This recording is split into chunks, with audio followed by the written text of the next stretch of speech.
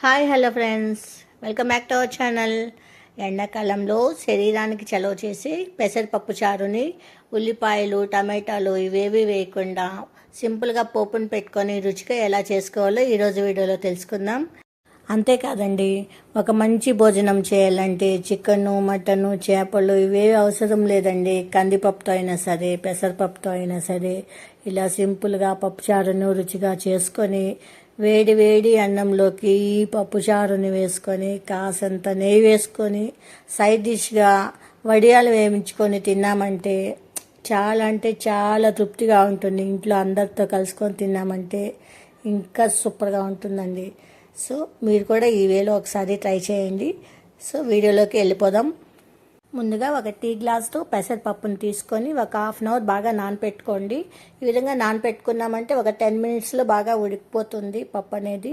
So కొద్దిగా పసుపు, కొద్ది ఆయిల్ని కూడా వేసుకొని ఒక గరిటెని ఇలాగ పెట్టేసేయండి. పొంగకుండా ఉంటుంది.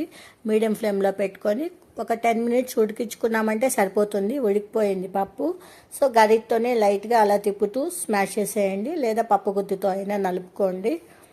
సో ఇక సైడ్కి పెట్టుకొని పోపును పెట్టుకునేద్దాం. సింపుల్గా పోపును పెట్టుకుంటే సరిపోతుందండి. ఇందులోకి ఉల్లిపాయలు టమాటాలు ఇవేవి అవసరం లేదు. చాలా టేస్టీగా ఉంటుంది. ఇలా సింపుల్గా ట్రై చేయండి. ప్యాన్ పెట్టుకొని ఒక టేబుల్ స్పూన్ ఆయిల్ని వేసుకోండి. ఇందులోకి కొద్ది మిరియాలు, ఒక స్పూన్ జీలకర్ర వేసుకొని కొద్ది వేగిన తర్వాత ఒక 4 ఎండుమిర్చిని ఇలా తుంచి వేసుకోండి. ఇప్పుడు వెల్లుల్లి అండి, ఈ వెల్లుల్లి గడ్డలు కొద్ది ఎక్కువగానే వేసుకోండి. 2 పెద్ద వెల్లుల్లి గడ్డల్ని ఇలా బాగా పొట్టు తీసుకొని లైట్గా దంచి వేసుకోండి. చాలా టేస్టీగా ఉంటుంది. కరివేపాకును కూడా వేసుకున్నాం. సో ఈ పప్పుని ఈ పోపులోకి మిక్స్ చేసేస్తాం. అంతే అండి, ఎంతో సింపుల్గా చేసేసుకున్నాం కదా. చాలా అంటే చాలా టేస్టీగా ఉంటుంది. కొద్ది వాటర్ రిచ్గా పెట్టుకోండి, సరిపోతుంది అన్నంలోకి. మీరు చపాతీలోకి తినే పని అయితే కొద్ది గట్టిగా పెట్టుకోండి. చూడండి ఎంత మంచిగా అనిపిస్తూ ఉందో, చూస్తుంటేనే నోరు ఊరిపోతూ ఉంది. అంత మంచిగా ఉంటుంది ఈ పెసరపప్పు చారు అనేది.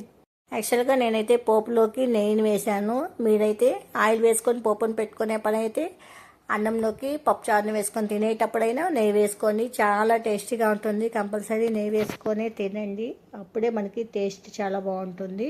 ఎండింగ్లో కొద్దిగా కొత్తిమీర కూడా యాడ్ చేసుకోండి. అంతే అండి, ఎంతో టేస్టీగా ఉంటే పెసరపప్పు చారు రెడీ అయిపోయింది.